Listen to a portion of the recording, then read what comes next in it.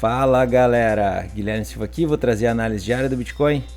Então pessoal, bora falar do Bitcoin. Nesse momento, pessoal, o Bitcoin tá caindo aí 5,81%. Deve ter muita gente daqui a pouco se perguntando o que está acontecendo, por que o Bitcoin está tendo essa queda. Eu vou tentar explicar para vocês isso nesse vídeo e também vou mostrar uma outra análise do Bitcoin que, pelo que eu percebi ali, é a primeira vez em 10 anos ou desde o início da história do Bitcoin que esse tipo de análise está acontecendo. Como assim esse tipo de análise está acontecendo? Que tem dois indicadores que eu estou utilizando, que são duas médias, e é a primeira vez que elas estão se cruzando em uma determinada situação. Eu vou mostrar para vocês. É um pouco feio, não é muito bonito, mas volto a falar para vocês o que eu vinha dizendo antes desses candles de alta, que a tendência está feia de baixa. A gente tenta às vezes ficar otimista, mas é um dos motivos que eu tô sempre dizendo para vocês, eu só confirmo uma reversão passando do topo, rompendo a LTB. A gente vê esses candles fortes de alta, a gente tenta ficar otimista, a gente tenta trazer informações otimistas para vocês, mas ficou um pouco preocupante depois que saiu essa notícia, e é disso que a gente vai falar nesse vídeo, beleza? Então pessoal, não esquece de se inscrever no canal, ativar o sininho das notificações, deixa aquele comentário porque isso ajuda demais e bora pro vídeo.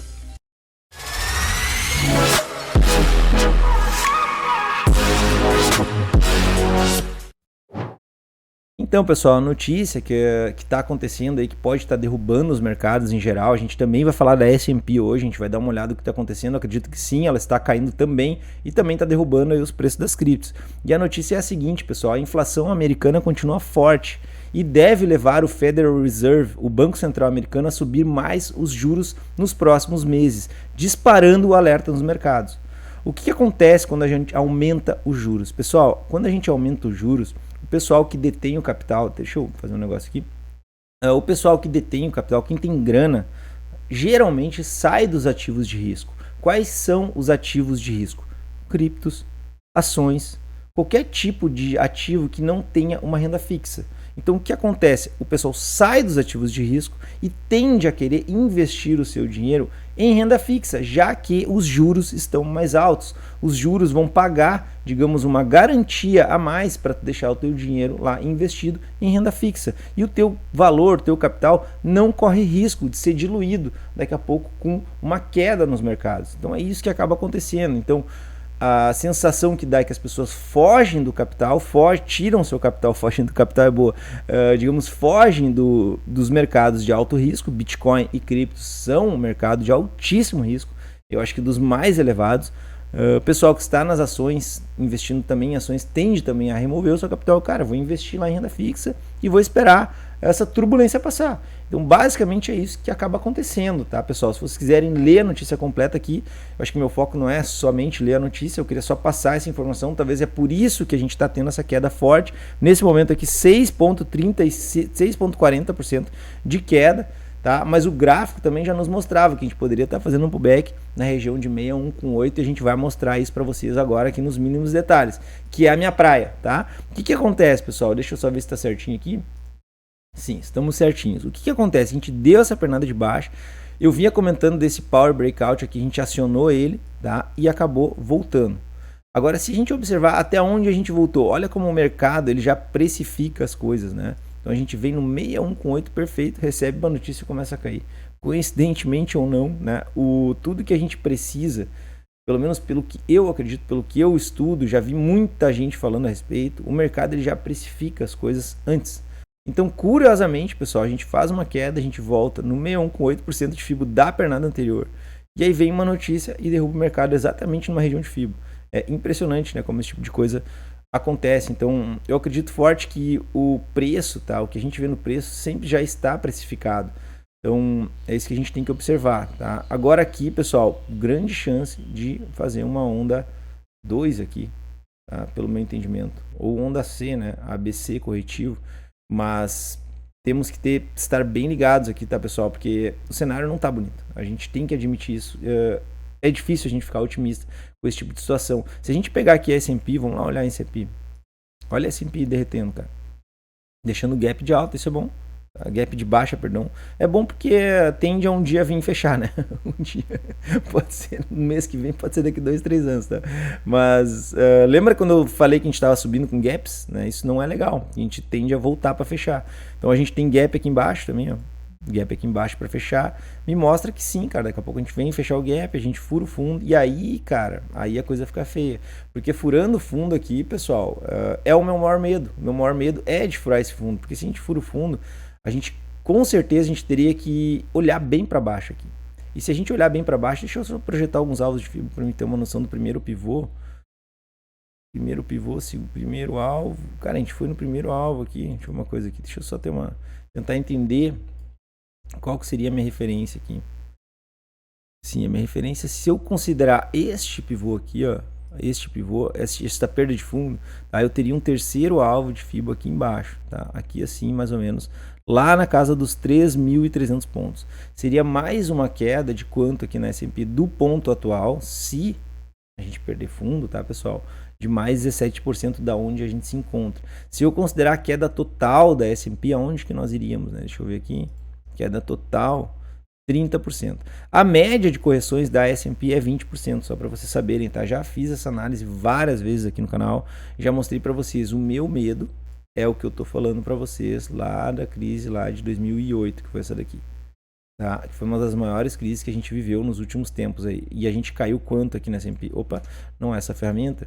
E a gente caiu aqui quanto nesta época aqui? Cara, 56%. Se a gente falar em 56% do topo nos dias de hoje, aonde que a gente iria, né? 50% a gente ia lá embaixo, lá na região de pandemia. Se a gente observar, a gente teve uma queda bem forte, a gente vem com uma segunda queda, fura fundo e depois recupera. Então a gente poderia daqui a pouco vir com uma queda forte, voltar em pandemia e depois começar a recuperar. Pode tudo, pessoal. Fazer esse tipo de análise assim, mais pensando para longo prazo, é bem complicado, tá? A gente tem que sempre pensar de pouquinho em pouquinho aonde que a gente pode estar indo. Nesse momento, do jeito que a coisa se encontra, é possível que a gente possa vir no fundo anterior aqui na casa ali dos 3.600 pontos. Depois disso a gente tem que ver. A gente ainda está se segurando aqui, a gente ainda tem retrações de FIBO para se segurar. A gente já foi no 61,8, a gente pega e segura aqui assim dessa forma, tá? A gente já se segurou no 61,8. A gente já segurou, a gente caiu, segurou no 61,8. A gente tentou subir, fazer um impulso, agora a gente está vindo para baixo. Se a gente perder o 61,8 aqui, pessoal, é muita chance da gente vir aqui no fundo anterior de encontro à média de 200. A gente tem que estar muito esperto, tá, pessoal? Porque não tá bonito o cenário. Eu vinha dizendo já há bastante tempo, eu só falo em alta, rompendo o topo, rompendo LTB, fazendo pivô, rompendo LTB. Eu tô sempre falando isso para vocês. Tem muita gente que acha que eu sou muito pessimista, mas não, pessoal, eu preciso enxergar estruturas gráficas aqui para acreditar que a gente reverteu. Nesse momento não tem como dizer que reverteu. A gente fica otimista quando a gente vê uma alta dessa. A gente fica otimista quando a gente vê uma baixa segurando no 61,8 e daqui a pouco uma semana depois voltando para cima. A gente fica otimista em acreditar que a gente possa sim estar iniciando uma onda 3 aqui. Mas não aconteceu. Mas a onda 3 está na mesa. Ainda está na mesa. Tá? Segurando o 61,8 ainda está na mesa. O que não é legal é perder aqui. Se perder aqui, pessoal, grande chance de voltar aqui no fundo. É isso que a gente tem que entender. A gente tem que fazer análise técnica baseada na razão, não na emoção. Se eu botar emoção no negócio, cara, daí não dá, entendeu? Não dá. Eu não sou um cara que bota emoção no negócio. Eu faço análise para vocês friamente aqui. Tanto é que eu falo em queda há bastante tempo. Tá? Então, tem muita gente que não gosta, né? Quer ver a gente falar em alta, mas eu não consigo ficar aqui falando em alta se a gente não, cara, no mínimo deixar um pivôzão de alta grande aqui no gráfico semanal. E aonde que seria o nosso pivô de alta, né? O nosso pivô de alta seria superar esse topo sem perder a mínima. Aí nós temos um fundo, um topo, um fundo maior, tá? E um topo maior, tá? Aí, cara, opa, o Guilherme vai começar a falar em alta. Mas eu não consigo falar em alta quando a gente está, digamos, dentro de um range, trabalhando sobe e desce e não me deixa uma estrutura para dizer para vocês. Esse candle da semana anterior foi bonito, ele deixou um trap aqui no fundo, rompeu para cima, ficou bonito, mas devido a essa notícia aí o mercado pode estar, quem sabe, agora iniciando mais um movimento de baixa. É totalmente possível. A gente vai ter que observar o que vai acontecer agora nas próximas semanas. A grande verdade, tá, é que neste momento o Bitcoin está em um range. Eu consideraria um range aqui, ó. A gente está trabalhando dentro dessa caixa. É possível que a gente venha aqui, volte e fique aqui até tomar uma decisão. Tá? Porque a gente, como a gente veio no fundo, a gente ficou com o fundo reto, a gente tem um topo lá, a gente não tem o topo, tá? Não tem dois topos ainda, mas é possível daqui a pouco que bata aqui e volte, mas a gente tem que ver o que vai acontecer com a S&P. Se a S&P começar continuar a derreter, pessoal, não tem o que fazer. E agora, pessoal, vou mostrar para vocês o que nunca aconteceu na história do Bitcoin. Vou botar na BLX que a gente tem o histórico completo.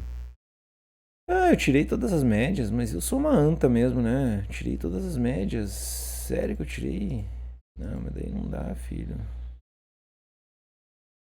Tirei todas as médias, vou ter que incluir tudo de novo. Então incluam aí a média de 20, tá, pessoal? Média de 20.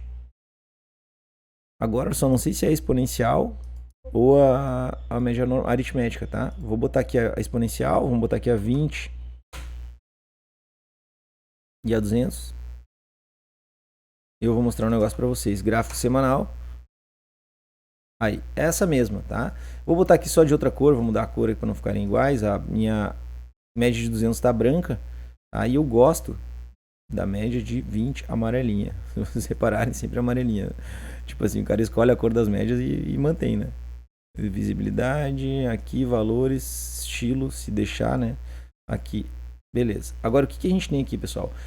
Pela primeira vez na história, o Bitcoin está fazendo um cruzamento para baixo, com a média de 20 cruzando para baixo a média de 200. É a primeira vez na história do Bitcoin que isso está acontecendo. Se a gente pegar aqui e observar, ó, sempre que chegava próximo, a gente estava querendo reverter o mercado. Então, olha que como sempre que a gente chegava próximo, a gente estava querendo reverter o mercado. E tudo fazia sentido para aqui ser um fundo, para que essa região seja um fundo. Tudo faria sentido, porque a gente tem vários indicadores nos dizendo que sim, aqui poderia ser um fundo. A gente tem o PI Cycle Bottom, que nunca errou. A gente tem outros indicadores que nunca erraram, que estão nos dizendo aqui poderia ser um fundo do ciclo de baixa do Bitcoin. Mas, infelizmente, a gente teve uma pandemia há 2 anos atrás e que, no meu entendimento, a conta começou a chegar aí no final do ano passado. A conta da pandemia, dos lockdowns, de tudo que aconteceu no mundo aí, a conta está chegando. Porque no meu entendimento, pessoal, quando a gente para as indústrias, digamos, as indústrias elas têm já uma produção, digamos, em estoque. O que acontece? Elas continuam entregando. Só que quando a gente para agora, daqui a pouco a falta de produtos para outros segmentos vai acontecer lá na frente. E aí isso vai acabar gerando problemas em cascata para outros segmentos, entende? Então, a gente fazer lockdowns como nos obrigaram aí a fazer, a gente estava sim causando um problema lá para frente. A gente estava jogando um problema lá para frente, porque não ia aparecer nas semanas seguintes o problema. Tem muita gente que não consegue entender isso, né? Quando a gente tem uma fábrica produzindo semicondutores, microcondutores, o que acontece? Ela está fabricando, só que se ela parar agora, vai chegar uma hora que não vai ter. Porque ela parou, tem um buraco na produção dela, lá de 2, 3 semanas, de um mês, que daqui a pouco vai faltar lá na frente. E esse buraco, até ele ser fechado, meu Deus do céu, quanto tempo vai ser fechado esse buraco na produção dos semicondutores, que eu estou dando exemplo aqui, que é uma questão que até hoje não está resolvida, né? Que está sempre faltando. Então, gera problema, pessoal, lá para frente. E é o que a gente tá acontecendo agora.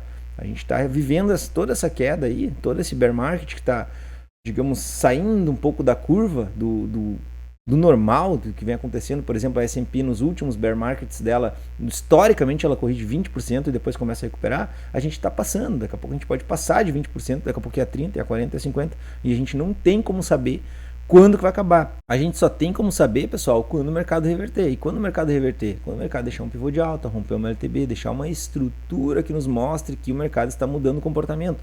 Neste momento, o comportamento continua o mesmo. Infelizmente, eu tenho que trazer isso para vocês aqui. Eu até fiquei otimista ali com a possibilidade de a gente vir romper topo, mas eu sempre disse, precisamos romper o topo. Não dá para se emocionar antes da coisa acontecer. A gente se emociona antes da coisa acontecer, a gente se ferra. Então a gente tem que ter estrutura para nos dizer, realmente, agora sim dá para acreditar que a gente está subindo, que a gente vai voltar a subir. Antes da gente superar ali os 25 mil dólares, deixar um pivôzão de alta no gráfico semanal, fica complicado.